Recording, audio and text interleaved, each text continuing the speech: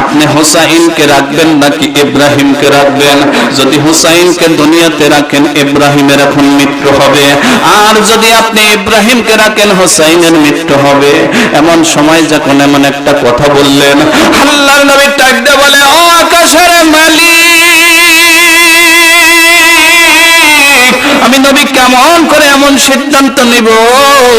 এইভাবে যখন আল্লাহকে ডাকলেন, জিবরাইল আলাইহিস সালাতু ওয়াস সালাম ডাকতে বলে, আল্লাহর হুকুম নিয়ে, আল্লাহর হুকুমে এসেছি নবীজি, সিদ্ধান্ত নেন। সিদ্ধান্ত নিতে যাইয়া বড় কষ্ট লেগে গেল। এইদিকে যখন তাকায়, হুসাইনের দিকে তাকায়, আমার হুসাইন যদি মারা যায় আমি কষ্ট পাবো, আলী কষ্ট পাবে, আমার মা ফাতিমা কষ্ট পেয়ে যাবে। না না না না, আমার মা আমিনা মরে যাবার পর যিনি আমাকে মায়ের আদর দিয়ে, ভালোবাসা দিয়ে, ভালোবাসা দিয়ে এই পৃথিবীর ময়দানে আদর করেছে, তিনি আর কেউ নয়, তিনি আমার মা, তিনি আমার মেয়ে ফাতিমা, যিনি মায়ের ভূমিকা পালন করেছে। না না না না, আমি মাকে কষ্ট দিতে পারবো না, আমার মেয়েকে কষ্ট দিতে পারবো না। এইবার ইব্রাহিমের দিকে তাকাইলেন। যখন ইব্রাহিমের দিকে তাকায়, এ বন্ধু ইব্রাহিম একটা মুস্কি হাসি দিয়েছে, রাসূলের বুকে লেগে গেছে। এমন সিদ্ধান্তের মুহূর্তে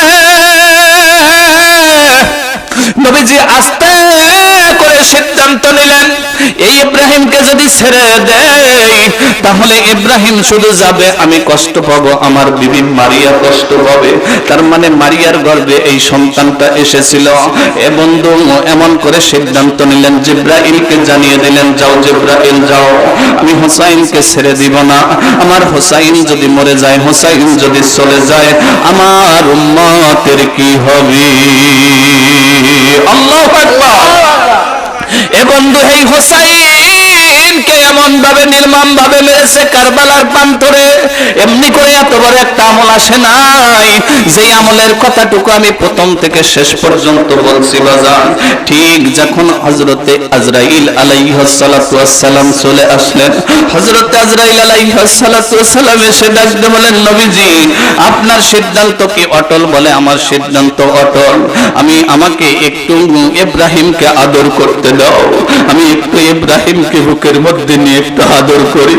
হ্যাঁ বন্ধু, আবার নবীজি ইব্রাহিমকে বুকের মধ্যে দিয়ে যখন চুমো দেয়, কলিজাটা ভরে যায়, আত্মাটা ভরে যায়। যার সন্তান আছে সে জানেন, সন্তানকে বুকের মধ্যে নিয়ে আদর করলে অন্য সন্তান পাগল, অন্য সন্তান অনেক ভালো, অনেক ভালো, অনেক ভালো, ওটা আপনার সন্তান নয়, আব্বা বলে ডাক দিলে কলিজা জুড়ায় না। কিন্তু আপনার ছেলে যদি পাগল হয়, কোন রকম যদি আব্বা শব্দটা উচ্চারণ হয়, এরপরেও আরেকটু কঠিন করে বলি, এরপরেও যদি দেখছেন আব্বা শব্দ হয় নাই, কিন্তু মুখটা আপনার কাছে আব্বা শব্দের মতো মনে হয়েছে, আপনার কলিজার মধ্যে ভালো লেগে যাবে। এটা হলো পিতামাতার আর সন্তানদের একটা সম্পর্ক। এ বন্ধু এমন একটা গভীর সম্পর্ক নবীজি যখন বুকের মধ্যে নিয়েছে, এই বুকের মধ্যে লইয়া ডাকতে বলে, ইব্রাহিম, ইব্রাহিম রে ইব্রাহিম, এই বলে যখন সন্তানের নামটা উচ্চারণ করেন, এমন সময় লক্ষ্য করে দেখেন লাশটা একদম শহীদ হয়ে গেছে, একদম হাতের উপরে মারা গেছে।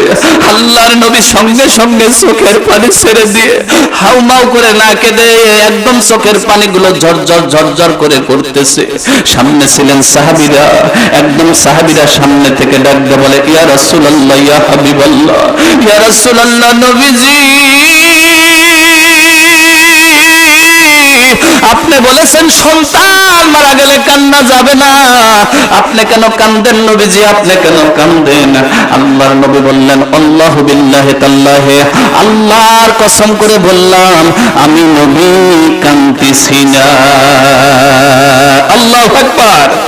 সাহাবীরা বললেন, আল্লাহর কসম করে বলছি কাঁদতেছেন, আর নবীজি বললেন, আল্লাহর কসম করে বললাম কাঁদতেছি না। তাহলে কথা কোনটা সত্য হবে? কোনটা কথা সত্য হবে? একদম বেকায়দা একটা প্রশ্ন, বেকায়দা একটা সময়, বেকায়দা একটা অবস্থা। সেটা হলো আল্লাহর নবী বলতেছে, আল্লাহর কসম করে বলছি আমি মিথ্যা বলতেছি না, আমি কাঁদতেছি না, আমি কাঁদতেছি না। সাহাবীরা বলতেছেন, হুজুর আমি আবু বকর শুধু নয়, শুধু ওমর নয়, শুধু ওসমান নয়, শুধু আলী নয়, যতগুলো সাহাবী আছে, ইয়া রাসূলুল্লাহ, ইয়া হাবিবাল্লাহ, সবগুলো সাহাবী তাকিয়ে দেখছি আপনি কাঁদতেছেন আর আপনি বলতেছেন কাঁদতেছেন। আল্লাহর নবী ডাক দিয়ে বলেন, আল্লাহু বিল্লাহি আল্লাহে, আল্লাহর কসম করে বললাম, ও আমার সাহাবীরা, আমি এই সন্তান, মৃত সন্তানকে বুকের মধ্যে নিয়ে বলছি আমি কাঁদতেছি না, আমি কাঁদতেছি না, আমি কাঁদতেছি না। সিল্লা বলেন আল্লাহু আকবার। ভাইজান, নবীজি যখন এমন করে বলছেন, সাহাবীরা থরথর করে কাঁদতেছেন। নবীজি বলে কি আর আমরা বলি কি, সবগুলো সাহাবী একমত, নবীজি কাঁদতেছে।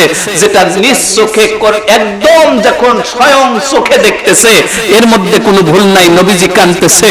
নবীজি আস্তে করে সহজ করে দিলেন, ও সাহাবীরা, তোমরা মনে করছো আমি নবী কাঁদতেছি না, আমি কাঁদতেছি না রে, আমি কাঁদতেছি না। ও সাহাবীরা, তোমরা শুনে নাও, শীতের দিনে একটা কচি পাতা, ওই বোটা থেকে একটা পাতা ছিড়বা, একটা বোটা ছিড়বা, গাছ থেকে বোটা ছিড়বা, কিছুক্ষণ পরে গিয়ে লক্ষ্য করে দেখবা ওই বোটা থেকে কোষগুলো বয়ে বয়ে ঝরঝর ঝরঝর করে টপ টপ করে নিচে পড়তেছে।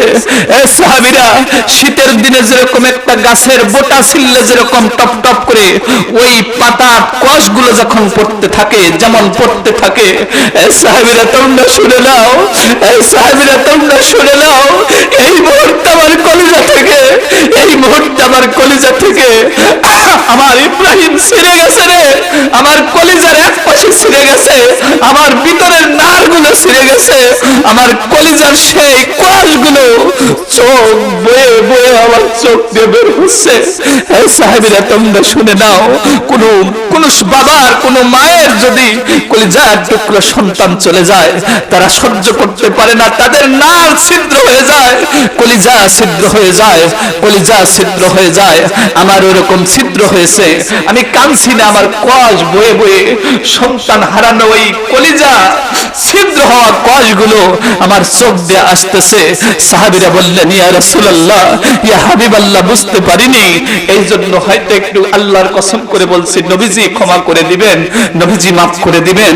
ভাইজান, এই জন্য দেখা যায় অনেক সময় লক্ষ্য করে দেখবেন, কান্না যাবে না, আপনি বলবেন আপনার সন্তানদের, আপনার ভাই মারা গেছে, ভাতিজাদেরকে বারণ করবেন, আপনার ভাতিজিদেরকে বারণ করবেন, আপনার ভাই বউকে বারণ করবেন, নিষেধ করবেন, কান্না যাবে না।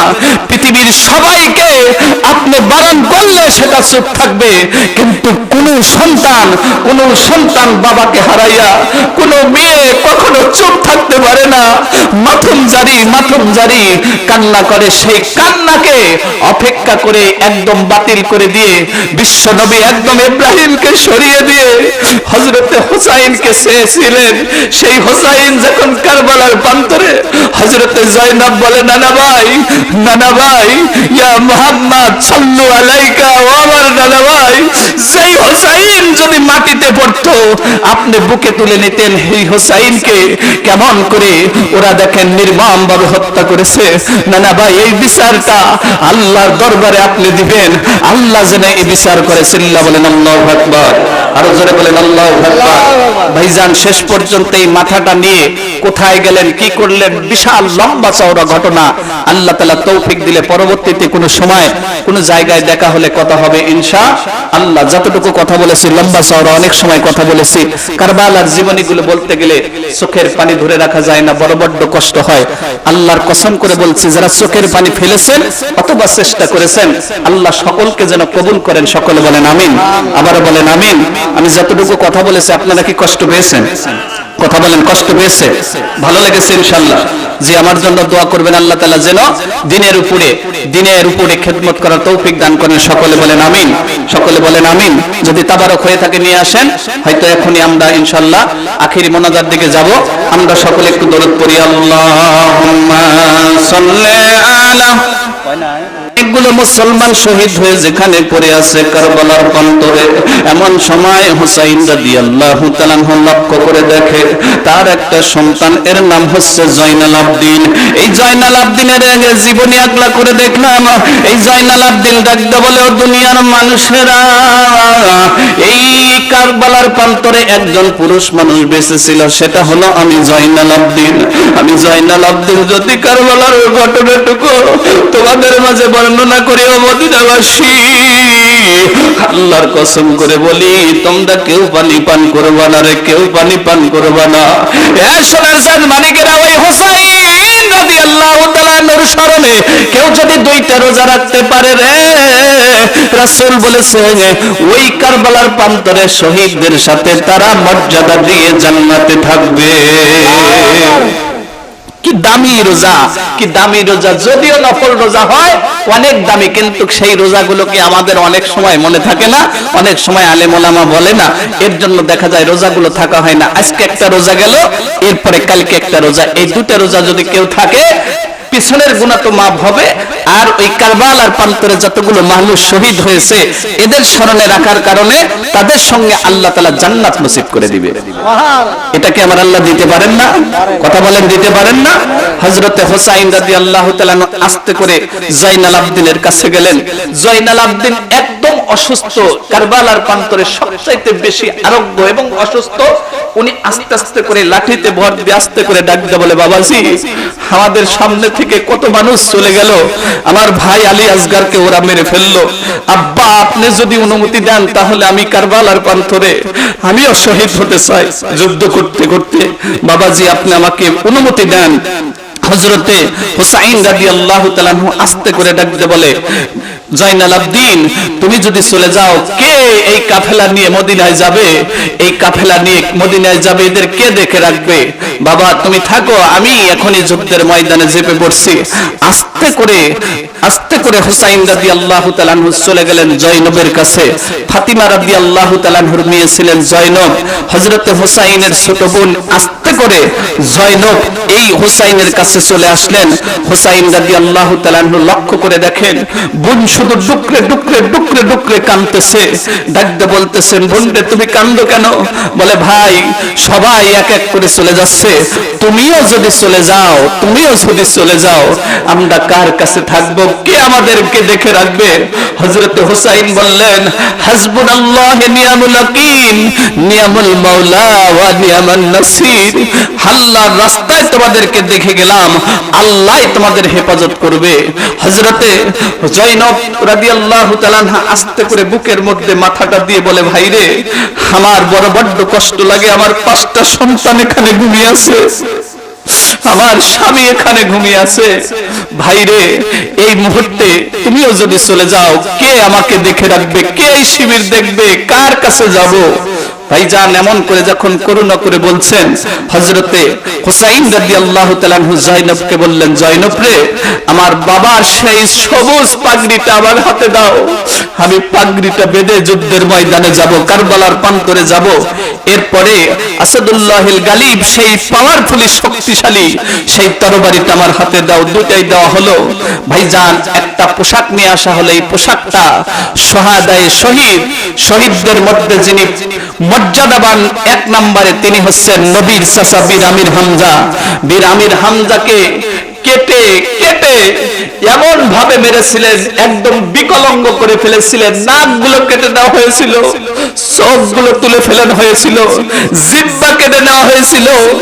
ভাইজান যারা মদিনায় গিয়েছেন, মক্কায় গিয়েছেন, দেখেছেন এখনো নবীর চাচা ঠিক ওই উহুদ প্রান্তরে সবচাইতে যে লম্বা চওড়া কবর, সেই কবরটা হচ্ছে নবীর চাচা বীর আমির হামজার। ওই আমির হামজার একদম লাশের উপরে আবু সুফিয়ানের স্ত্রী হিন্দা উঠে বুকটা ছিঁড়ে, একদম কলিজাগুলো ছিঁড়ে নিয়ে এসে যা কোনে ভাবে চিবে চিবে খাচ্ছে।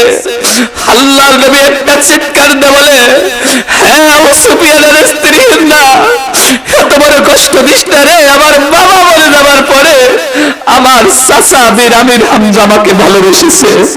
না না, এমন করে কষ্ট দিস না, এমন করে কষ্ট দিস না। ভাইজান অনেক কষ্টে তার মৃত্যু হয়েছিল, এই জন্য শহীদদের মধ্যে তিনি 1 নম্বরে।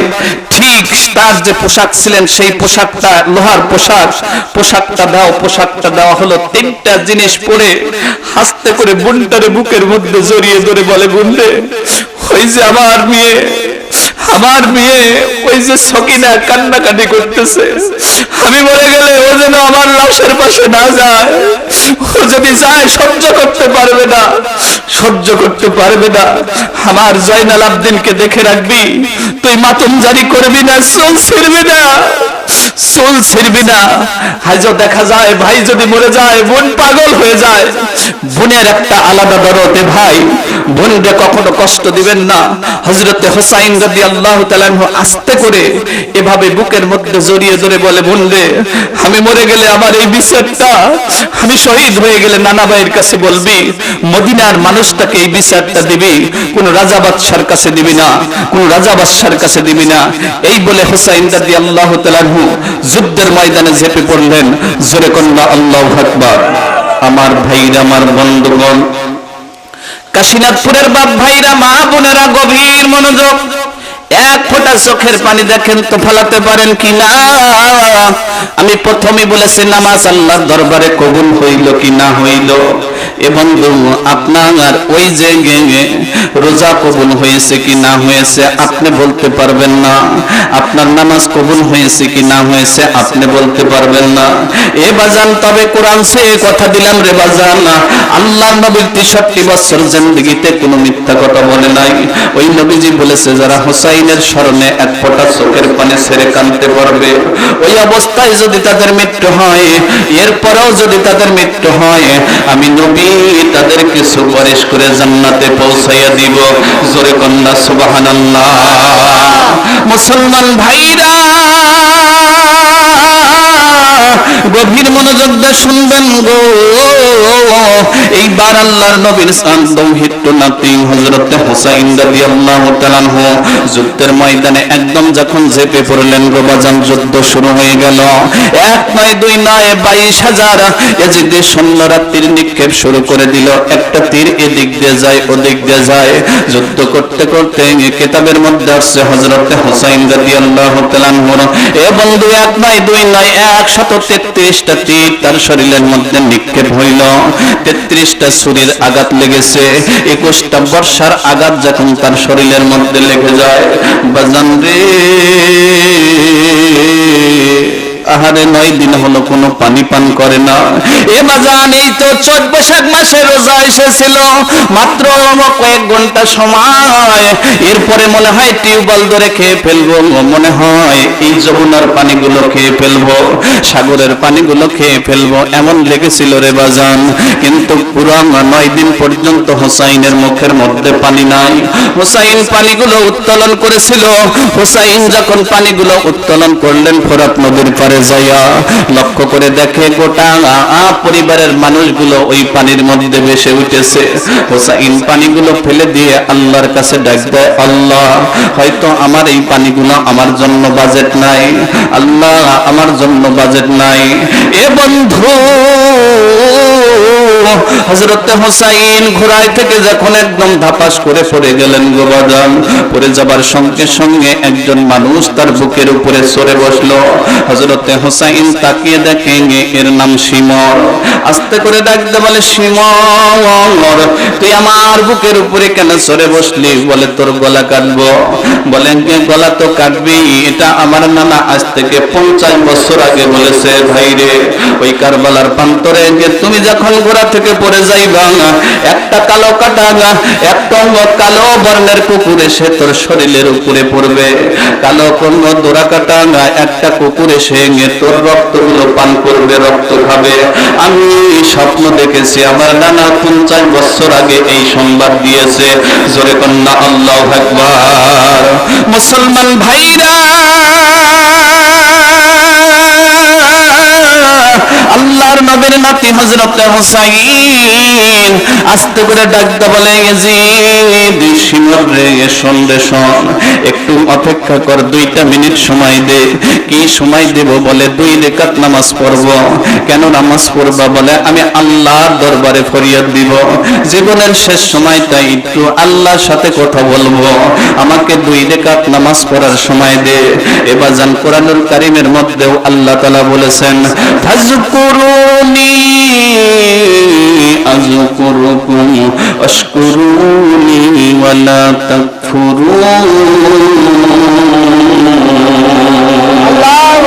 ইয়া আইয়ুহাল্লাযীনা আমানু ইসতাঈনু বিস-সাবরি ওয়াস-সালাহ ইন্নাল্লাহা মা'আস-সাবিরিন। ইন্নাল্লাহা মা'আস-সাবিরিন, ধৈর্যের সাথে যারা, ইয়া আইয়ুহাল্লাযীনা আমানু ইসতাঈনু বিস-সাবরি ওয়াস-সালাহ, ধৈর্যের সাথে যারা নামাজ পড়বে এবং ধৈর্য ধারণ করবে, নামাজ পড়বে এবং ধৈর্য ধারণ করবে, তাদের সঙ্গে স্বয়ং আমার আল্লাহ থাকবে। সুবহানাল্লাহ বলেন। তাহলে হযরতে হুসাইন রাদিয়াল্লাহু তাআলা আনহুকে যেই মুহূর্তে শহীদ করছে, এক কাশীনাথপুরের বাসী, সোনার চাঁদ মানিকেরা, এই এলাকার যেখান থেকে যে যত দূর থেকে এসেছেন, সকলে আমরা মুসলমান। আমি একটা বিষয় জানতে চাচ্ছি, সেটা হলো হুসাইন যদি শেষ পর্যন্ত নামাজ পড়ে, তাহলে আমাদের নামাজ পড়া দরকার আছে না নাই? কথা বলেন, আছে না নাই? সেই নামাজ বাদ দিয়ে শিয়াদের মতো যদি হুসাইনের স্মরণে কেটে ফেলেন, মেরে ফেলেন, গাও কাটেন, এটা করেন, সেটা করেন, এইটা সুন্নিদের কাজ না, এইটা সুন্নি মুসলমানদের কাজ না। সুন্নি মুসলমানদের কাজ নামাজ পড়ে, রোজা করে হুসাইনের পরিবারের জন্য দোয়া হবে। কথা বলেন ঠিক না বেঠিক? আরো জোরে বলেন ঠিক না বেঠিক? ভাইজান ঠিক। হুসাইন রাদিয়াল্লাহু তাআলা আস্তে করে ডাক দিয়ে বলে, 2 রাকাত নামাজ পড়ার সময় দে। এইবার যখন সময় দিলেন, নামাজ পড়লেন, সঙ্গে সঙ্গে একদম এতই জোরে বাস পাখির মতো চেপে ধরলেন। চেপে ধরে যখন ছুরিটা চালাচ্ছে, হযরতে হুসাইন লক্ষ্য করে দেখে শিবিরের মধ্যে থেকে জয়নাল আবদিন কাঁদতেছে। কান্নার শব্দটা আস্তে আস্তে করে হযরতে হুসাইনের কানের মধ্যে আসে, আর আস্তে আস্তে করে ডাকতে বলে, ও হুসাইন, তুমি ছুরি চালাও, কিন্তু একটু সময় দাও, আমার জয়নাল আবদিনের কান্নাটা আমার কানে আসে। এই জন্য কবি বলেছেন, ধীরে ধীরে চালাও ছুরি, ধীরে ধীরে চালাও ছুরি, শিমর আমারি গলা। আরোগ্য দান করে দেয়। সকলে বলেন সুবহানাল্লাহ। ভাইজান, সেই বিষয়টা আমি ইনশাআল্লাহ শেষের দিকে বলবো, যে স্ত্রীর কোন জায়গায় চুমো দিলে আপনি এবং স্ত্রী দুজনে জান্নাতে যাবেন। তবে প্রতি সপ্তাহে পারলে একটা বার করে চুমো দিবেন, প্রতি সপ্তাহে একটা বার, ন্যূনতম একটা বার, আর পারলে প্রত্যেক দিন একটা বার চুমো দিবেন। আল্লাহর কসম করে বলছে, আমলটা করলে আপনার লাভ হবে, বিনিময়ে আমারও লাভ হবে। কারণ আপনি যদি কোনো আমল করে যদি জান্নাতি হন, ওই দিন ধরে দেব, আনোয়ার মাস্টার সাহেব কই যান? বলে জান্নাতে। কিসের জন্য? হুজুর এই আমলের কথা বলছিলাম, তাহলে আমাকে নিয়ে চলেন, আমিও যেতে চাই। সুবহানাল্লাহ বলেন। জি, এই জন্য আমলের কথা আমরা বেশি বেশি বলি। আমরা যাই করি না কেন, আপনারা আমলগুলো করবেন ইনশাআল্লাহ। আল্লাহ তাআলা তৌফিক দান করুক। সকলে বলেন আমিন। আমি সূরাতুল হিজরাতের 15 নম্বর আয়াতে কারিমা তেলাওয়াত করেছি, এখান থেকে একটু আলোচনা করলে আপনারা শুনবেন ইনশাআল্লাহ। একটু তাকবীর দিবেন, লিল্লাহি তাকবীর। আপনাদের জন্য সেই সন্ধ্যা থেকে তাবারক তৈরি হচ্ছে এই তাকবীরের জন্য। তাকবীর একটু উচ্চ বাক্যে, উচ্চ কণ্ঠে, উচ্চ আওয়াজে দিতে পারবেন না বাবাজিরা? একটু মহব্বতে লিল্লাহি তাকবীর। কাশীনাথপুর আমি একাধিকবার আসছি, আমি ভালো জানি এই গ্রামের মানুষের যদিও সেকন হালকা পাতলা হয়, এদের পাওয়ারটা উচ্চ, এদের বলনটা উচ্চ। কারণ আমি জানি তো, এর আগেও মাহফিল করে গেছি না, নতুন এসেছি? কথা বলেন, নতুন এসেছি। নতুন আসলে এলাও করতেন না, কারণ যেখানে প্রথম যাই এলাও করে না, বলে এটা কি বক্তার সাইজ হইল? বাদাই মিয়ার সাইতে একটু ভালো আছে। লিল্লাহি তাকবীর। মহব্বতে হবে, লিল্লাহি তাকবীর, নারে তাকবীর, নারে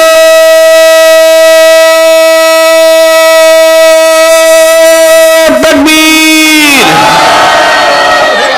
বাস আমার আল্লাহ বলেন, ইন্নামাল মুমিনুনা আল্লাযীনা আমানু বিল্লাহি ওয়া রাসূলিহি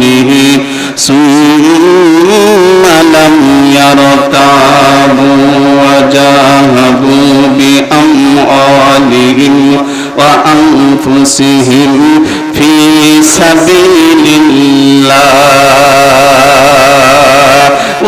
أولئك هم الصادقون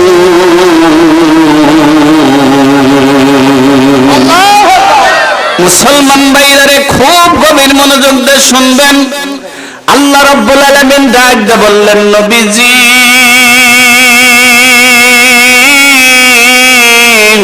ইয়া রাসূলুল্লাহ, ইয়া হাবিবাল্লাহ, এই যে আপনার উপরে যেই পবিত্র কোরআন তেলাওয়াত করেছে, কোরআন নাজিল করেছে, নবীজি এই কোরআন যারা পড়বে, এই কোরআন যারা ধরবে, এই কোরআন অনুযায়ী যারা জীবনটা গঠন করবে, ও নবীজি তাদের জন্য দুটি পুরস্কার, দুটি নিয়ামত দান করে দিলাম। এক নাম্বার পুরস্কার, আমি আল্লাহ রাব্বুল আলামিন তাদের জিন্দেগির গুনাহ মাফ করব। 2 নাম্বার পুরস্কার, ইলা জান্নাত, বিশাল একটা জান্নাত দান করে দিব। জোরে কোন না মারহাবা, আরো জোরে জোরে বলেন না মারহাবা। আল্লাহ রাসূল কে সাওয়া, আল্লাহ রাসূল কে সাওয়া জিंदगी बर्बाद, नूरुहुन ला नूर, नूरुहुन ला नूर, नूरुहुन ला आया है, नूर लेकर आया है, सारे आलम में देखो कैसा नूर छाया है, नूरुहुन ला नूर, नूरुहुन ला नूर है। মারহাবা কোন।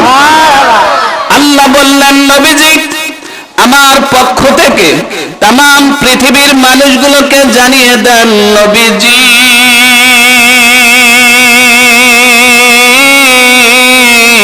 ইয়া রাসূলুল্লাহ, ইয়া হাবিবাল্লাহ, এই যে আমি আপনার উপরে যেই পবিত্র কোরআন নাজিল করে দিলাম, নবীজি এই কোরআন যারা ধরবে, এই কোরআন যারা পড়বে, এই কোরআন দিয়ে যারা জীবনটা গঠন করবে, আমি আল্লাহ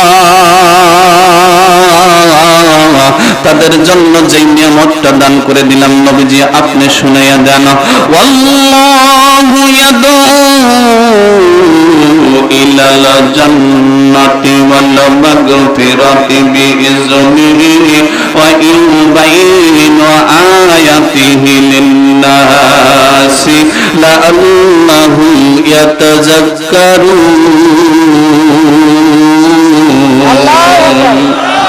মুসলমান ভাইরা, আল্লাহ রাব্বুল আলামিন ডাক দিয়ে বললেন, নবীজি আপনি খুব চমৎকার করে জানিয়ে দেন, এ বন্ধু এই কোরআন যারা পড়বে, এই কোরআন যারা ধরবে, এই কোরআনটা যারা বুকের মধ্যে পেতে নিবে, আল্লাহ রাব্বুল আলামিন ডাক দিয়ে বললেন, জালিকাল কিতাবুল লা রাইবা ফি, এই কিতাবের মধ্যে কোনো সন্দেহ পোষণ করা যাবে না। কেউ কোনোদিন সন্দেহ পোষণ করে নাই।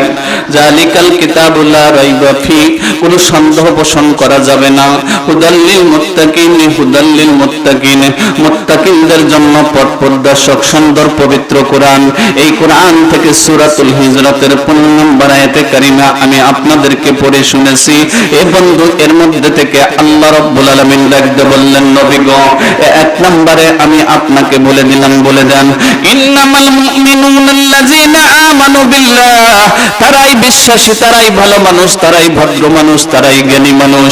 এ বন্ধু, হতে পারেন একজন ভ্যান চালক, কষ্ট নেবেন না। হতে পারেন আপনি একজন রিক্সা চালক, কষ্ট নেবেন না। হতে পারেন একজন আপনি তাঁত চালক, পাল্লম চালক, কষ্ট নেবেন না। আপনি একদম পুরম্যান, সবচাইতে গরিব মানুষ এই কাশীনাথপুরের জমিনে। ভাই গো, কখনো কষ্ট নেবেন না, কষ্ট নেবেন না, কষ্ট নেবার কোনো কারণ নাই। আমি আপনাকে সুন্দর করে পরামর্শটা দিয়ে যাই গো ভাই, আমি আপনাদেরকে পরামর্শটা দিব বাজান, খুব গভীর মনোযোগ দিয়ে শুনবেন। আল্লাহ রাব্বুল আলামিন পবিত্র কুরআনুল কারীমের মধ্যে বললেন, ইন্নামাল মুমিনুনা আল্লাযিনা আমানু বিল্লাহ, তারাই বিশ্বাসী, তারাই ভদ্র মানুষ, তারাই ভালো মানুষ। আমানু বিল্লাহ, যারা আমি আল্লাহর উপরে ঈমান এনেছে, ও রাসূলিহি, আপনার রাসূলের উপরে ঈমান এনেছে, সুম্মা লাম ইয়ারতাবু, কোনো সন্দেহ পোষণ করে নাই। নবীজি তাদের জন্য আমি আল্লাহ একটা আয়াতের মধ্যে ঘোষণা করে দিলাম, নবীজি কানাত লাহুম জান্নাতুল ফিরদাউসি নুজুলা, তাদের জন্য কানাত লাহুম জান্নাতুল ফিরদাউসুন নুজুলা, বিশাল একটা জান্নাতের অধিকারী করে দিলাম। জোরে কোন সুবহানাল্লাহ। তাহলে আল্লাহর উপরে ঈমান আনার পরে আমরা কি কোনো সন্দেহ পোষণ করেছি? করি কি? তাহলে একটু পরীক্ষা নেই, আমরা সন্দেহ পোষণ করি কিনা বা করেছি কিনা, পরীক্ষা নিব। কিছু কিছু মানুষ ভয় পাইতেছে, হুজুর আবার কি যে পরীক্ষা নিবে, খায়দা কাম নাই, বারবারই আব্দুল আলিম হুজুরের ডেকে নিয়ে আসে, অজও ভালো লাগে। তারপরও মাঝে মাঝে, আমি কোনো অপমানের জন্য বলছি না, এখানে সব আমার কলিজার টুকরা, জানের জান, আল্লাহর কসম করে বলছে, আমার চেয়ে অনেক দামি মানুষ এই জায়গায় বসে আছেন, আর দামি মানুষগুলোই নিচে থাকে। আপনি অনেক সময় লক্ষ্য করে দেখবেন যে কস্তুরীর উপরে থাকে ফুল, এই ফুলটা বাজারে নিয়ে গেলে 4 আনা পয়সাও মূল্য নাই, কিন্তু ওই কস্তুরীর নিচের মধ্যে যে বালা থাকে, আর এই বালার মধ্যে যে মাছগুলো থাকে, ওই মাছগুলো বাজারে নিয়ে গেলে আপনাকে সহ ছিঁড়ে ফেলবে। যদি 100 টাকার জিনিস যদি 50 টাকা দাম চান, আল্লাহর কসম করে বলছে, আজকে যারা এই নিচে বসে আছে তারা প্রত্যেকটি মানুষ কস্তুরীর ফুলের, কস্তুরীর একদম বালার মতো। আর এই বালার মধ্যে যদি ঈমান নিয়ে যদি কবরে যেতে পারেন, প্রত্যেকটি মানুষকে আল্লাহ জান্নাত দান করবে। জোরে কোন সুবহানাল্লাহ। সেই মানুষগুলোকে একটা প্রশ্ন জিজ্ঞাসা করতে চাই, সকলে তো রাগ করবেন না, কথা বলেন, রাগ করবেন না। ইন্নামাল আমালু বিন্নিয়াত, সকল কর্ম নিয়তের উপরে নির্ভরশীল। নিয়ত করে বসে পড়েন, ইনশাআল্লাহ আশা করা যায় প্রত্যেকজন মানুষ যে আশা নিয়ে এসেছেন, প্রত্যেকজনের অন্তর ভরে যাবে কোরআন থেকে কথা শুনলে। সকলে বলেন সুবহানাল্লাহ। ভাইজান, ইন্নামাল মুমিনুনা আল্লাযিনা আমানু বিল্লাহ, আল্লাহ তাআলা ডাকতে বললেন, নবী গো, তারাই বিশ্বাসী, তারাই ভালো মানুষ। আমানু বিল্লাহ, যারা আমি আল্লাহর উপরে ঈমান আনার পরে কোনো সন্দেহ পোষণ করে নাই। আমি কাশীনাথপুরের ভাইদের কাছে জানতে চাচ্ছি, আমরা যারা ঈমান এনেছি তাতে কি কোনো সন্দেহ আছে? কথা বলেন, সন্দেহ আছে? যদি সন্দেহ না থাকে, দেখেন এখানে সন্দেহের একটা কাজ হয়ে গেছে, সেটা হলো মসজিদের মধ্যে এশার নামাজ হয়েছে কিছুক্ষণ পূর্বে, 2 ঘন্টা আগে। কথা বলেন, ঠিক কি না? মসজিদের মধ্যে যখন আজান হলো, ওই আজানের মধ্যে শব্দ হলো আল্লাহু আকবার, আল্লাহু আকবার, আল্লাহ বড়, আল্লাহ বড়। এর চাইতে দামি কথা আছে? কথা বলেন, আছে? আল্লাহ বড় শব্দটা যখন উচ্চারণ হলো মসজিদের মধ্যে, আর মসজিদের মধ্যে থেকে এরপরে একটা শব্দ আসলো, আশহাদু আন্না মুহাম্মাদুর রাসূলুল্লাহ, আমার রাসূলের নামটা যখন উচ্চারণ হলো, যেই মুহাম্মাদি উম্মতি, যেই আহলে সুন্নাহ, যেই সুন্নি মুসলিম, সেই মুসলমানের অন্তরের মধ্যে বেজে উঠবে যতক্ষণ পর্যন্ত রাসূলের নামে দরুদ না পড়বে। কথা বলেন, ঠিক কি না? ভাইজান, যখন আজান শব্দ হয় আল্লাহু আকবার, আল্লাহু আকবার, আল্লাহ বড়, সেই পাশাপাশি শব্দ আসে আশহাদু আন্না মুহাম্মাদুর রাসূলুল্লাহ। এই শব্দটা যখন ভেসে ওঠে, কোন মুসলমান যদি আজানের জবাব দিতে পারে, এই আমলটা করতে পারে, শুরু থেকে শেষ পর্যন্ত আজান শুরু হয়ে গেছে, সব কাজকে ফেলে দিয়ে, লাথি মেরে দিয়ে, বিনয় করে দিয়ে, বাতিল করে দিয়ে কোন মুসলমান যদি আজানের জবাবটা দিতে পারে, আল্লাহর কসম করে বলছে, কোরআন ছুঁয়ে বলছে, তার ঈমানি মৃত্যু হবে। সুবহানাল্লাহ বলেন। কিন্তু কই আজানের সময় আমাদের মুখ কি চুপ থাকে? খালি বাজে কথা, ফাইসা কথা। আর মহিলারা যদি ঝরগা লাগায়, ওরে সুবহানাল্লাহ, কিসের আজান, কিসের বাসুর, কিসের শ্বশুর, কিসের কি, সব চুলের কাপড় আর মাথার কাপড় কোথায় আমার মা বোনেরা ছাড়া আর কেউ জানে না। কথা বলেন, ঠিক কিনা?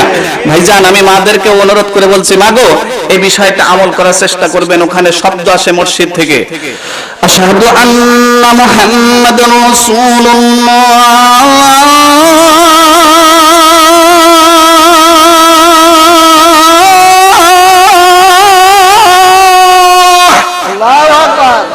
আশহাদু আন্না মুহাম্মাদুর রাসূলুল্লাহ।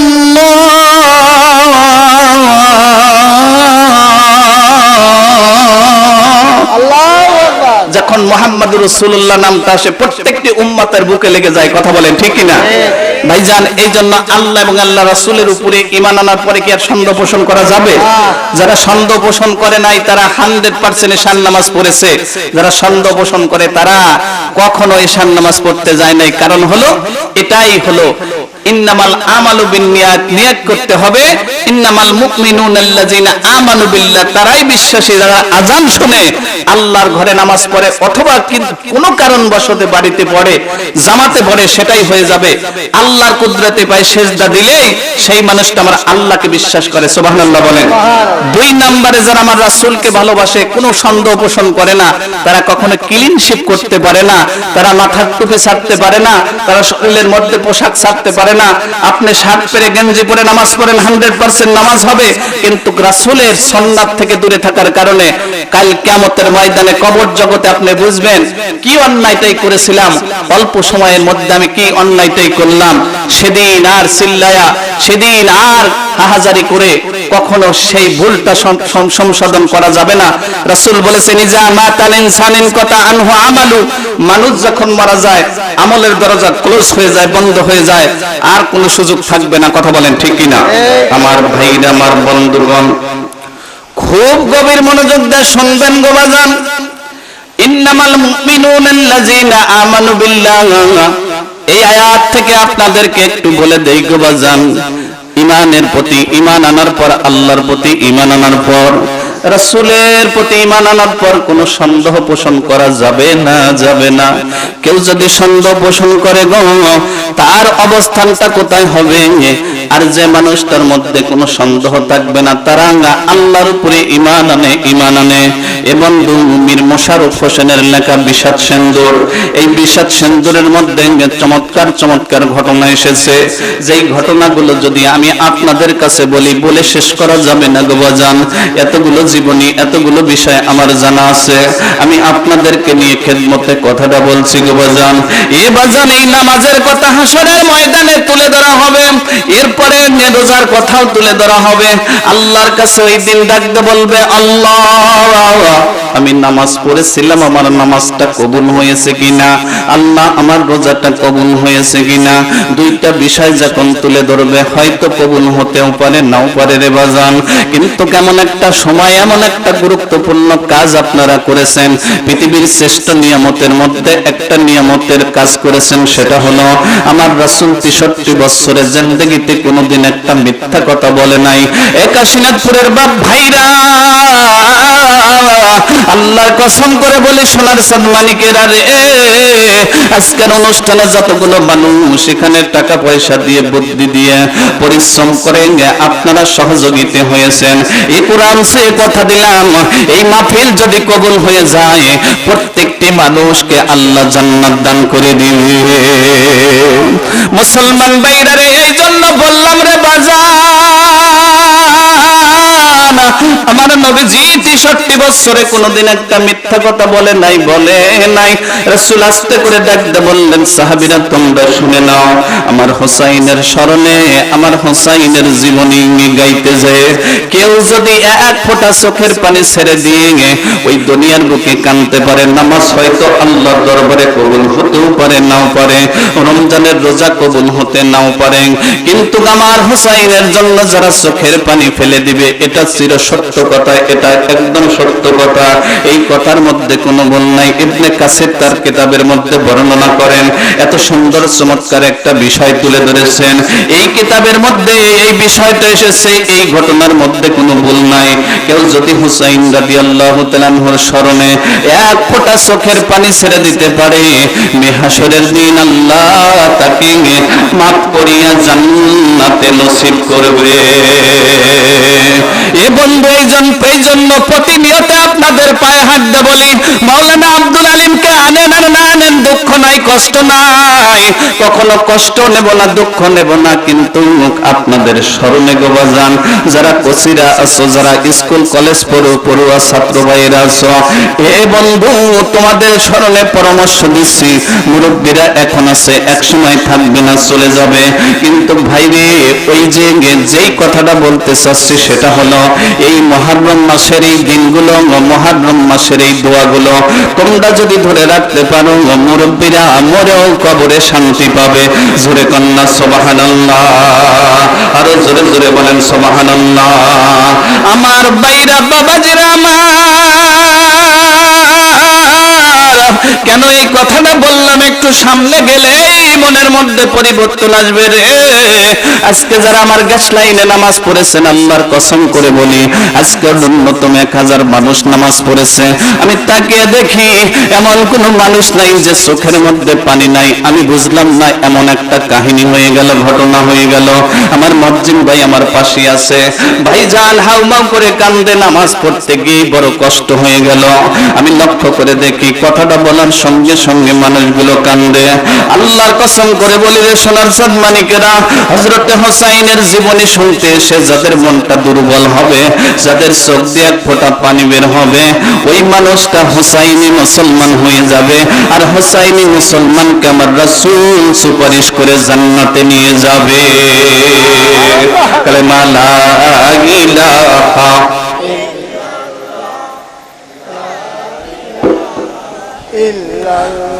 মোহব্বতে লা ইলাহা ওহ লা ইলাহা ওহ লা ইলাহা ইল্লাল্লাহু ইল্লাল্লাহু ইল্লাল্লাহু ইল্লাল্লাহ সুবহানাল্লাহ ওয়ালহামদুলিল্লাহ লা ইলাহা মোহাম্মদ সুবহানাল্লাহ ওয়ালহামদুলিল্লাহ লা ইলাহা ইল্লাল্লাহ। দিবানিশি কান্দে মন আর সহে না যন্ত্রণা, বলেন দিবানিশি কান্দে মন আর সহে না যন্ত্রণা। বিধি যদি দিতা পাংখা, বিধি যদি দিতা পাংখা, একবার যাইতা মুরে মদিনা।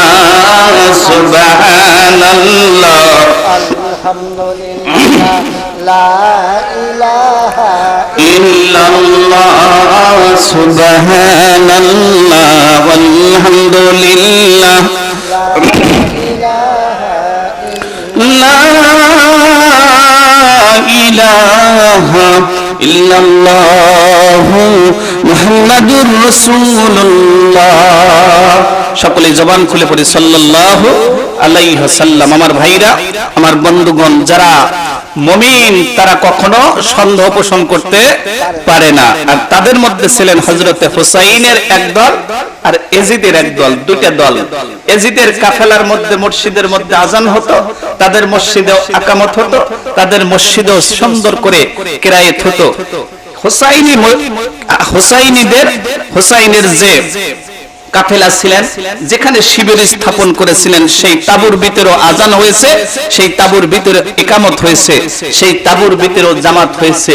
কিন্তু দুইটা বিষয়, একটা হলো তারা কখনো সন্দেহ পোষণ করে নাই, আর এজিদি মুসলমানরা সন্দেহ পোষণ করেছে। ভাইজান, এজিদের বাপের নাম ছিলেন মুয়াইবিয়া, আর মুয়াইবিয়া যখন একদম ছোট্ট ছিলেন, আর এই মুয়াইবিয়া আস্তে আস্তে করে বড় হলেন, যখন বিবাহের উপযুক্ত হলেন, রাসূলের কাছে চলে গেলেন, ইয়া রাসূলুল্লাহ, আমার বড় বড় রোগ হয়েছে, রোগটা সারছে না। আল্লাহ রাসূল মুস্কি হাসিতে বললেন, মুয়াইবিয়া রে, তোমার এমন একটা রোগ যে আল্লাহ দিয়েছে, সেই রোগটা যতক্ষণ পর্যন্ত তুমি বিবাহ শাদী করবে না, ততক্ষণ পর্যন্ত রোগটা সারবে না।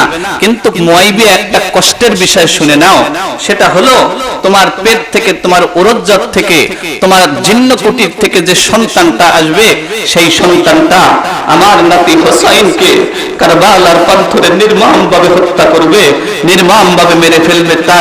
তার নেতৃত্বে আমার হোসাইনকে মেরে ফেলবে। হযরতে মুয়াইবিয়া রাদিয়াল্লাহু তাআলা আনহু বলেন, আল্লাহর কসম করে বললাম নবীজি, আমি বিবাহ শাদী করব না। রাসূল বললেন, তাহলে তোমার রোগ সারবে না, তুমি মরে যাইবা। আল্লাহ রাসূলের কথা মতে শেষ পর্যন্ত বিবাহ করলেন। ভাইজান, মুয়াইবিয়ার একটা ওসিয়ত ছিল, হে আমার সন্তান এজিদ, তোর কাছে একটাই কাকুতি মিনতি, সেটা হলো বাবারে, এই মদিনায় যতগুলো মানুষের সাথে দ্বন্দ্ব করবি, সবার সাথে করবি, কিন্তু আমার নবীর পরিবারের মানুষের সাথে করবি না। এটা আমি বাবা হয়ে বলে গেলাম, এটা বাবা হয়ে বলে গেলাম। কিন্তু এই এজিদ কখনো মানেনি। এই এজিদ শেষ পর্যন্ত হযরতে হোসাইনের গলায় শিমরকে দিয়ে যখন ছুরি চালাচ্ছেন, ওই সময় মুয়াইবিয়া এজিদকে স্বপ্ন দেখাইলেন, এজিদ রে, আমি যেটা তোরে বারণ করেছিলাম সেই কাজটাই করলি, আয়, হায় তুই কবর জগতে আয়, কবর তোরে ছাড় দিবে না। জোরে কন্যা আল্লাহু আকবার। আজও দেখা যায় অনেক বাবা খুব সুন্দর করে সন্তানদেরকে খুব সুন্দর দিক নির্দেশনা দেয়, চাচাদের সাথে মিলে থাকবি, বাবারে আমি চলে গেলাম, আমি বলে গেলাম তোদেরকে চাচাদের সাথে মাও চাচিদের সাথে মিলে থাকবি। অনেক ভাতিজেরা আছে দৌড়ে গিয়ে চাচার গলায় ছুরি চালায়, দৌড়ে গিয়ে গলা চেপে ধরে, লল্লি টিপে ধরে। অনেক চাচা এই পৃথিবীর ময়দানে বলতে পারে না, ঘরের মধ্যে হাউমাউ করে কান্দে। আমি সেই ভাতিজাদেরকে লক্ষ্য করে বলছি, সন্তানদেরকে লক্ষ্য করে বলছি, বাবার ওসিয়ত যদি কেউ ইসলামিক পন্থায় মেনে যেতে পারো তাহলে 100% বাবার দোয়ায় আল্লাহ তাআলা তোমাকে জান্নাত দান করবে। সকলে বলেন সুবহানাল্লাহ, আরো জোরে বলেন সুবহানাল্লাহ। ভাইজান, ঠিক এমন একটা বিষয়, এমন একটা সময়, এই মুহররম মাসের 5 তারিখ, কয় তারিখ? 5 তারিখ। সময়টা ছিলেন 5 তারিখ। হযরতে আলী রাদিয়াল্লাহু তাআলা আনহু সিরিয়ার দিকে রওনা হচ্ছেন যুদ্ধের জন্য। কোথায়? সিরিয়ার দিকে। যখন সিরিয়ার দিকে যাচ্ছেন, হযরতে আলী রাদিয়াল্লাহু তাআলা আনহু মাঝখানে চলে গেলেন, যেখানে বর্তমানে কারবালা, সেই কুফানগর জায়গা কারবালা।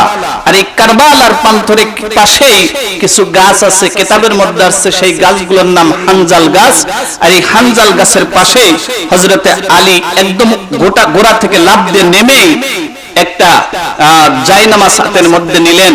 আস্তে করে বলেন, সাহাবীরা, ও নবীর সাহাবীরা, তোমরা কি জানো এই জায়গাটার নাম কি? বলে, এই জায়গাটার নাম কারবালা।